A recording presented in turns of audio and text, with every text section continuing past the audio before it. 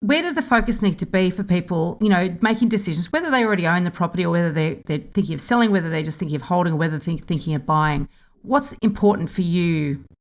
I think for me, I think the big things that people need to be wary of or aware of is that we're moving into a very different situation. I mean, for the last 30 years, interest rates have been coming down.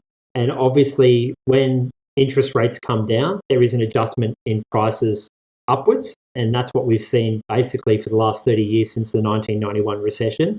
The Reserve Bank has flagged that interest rates aren't likely to rise until late 2023, late 2024. But I think people need to be preparing themselves for what that means. Now, interest rates aren't going to go up without wage growth, without inflation. So people's ability to repay the mortgages in some ways, those increases in wages will hopefully offset the increase in their mortgage repayment.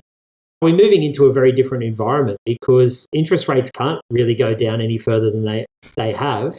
And by no means do I think interest rates are heading back to 10% or 17% or anything like that. But people are going to be, because we have taken on and dedicated a lot more of our income to housing through COVID, people are going to be a lot more impacted when interest rates do start to rise. So I think people need to be starting to think about that now.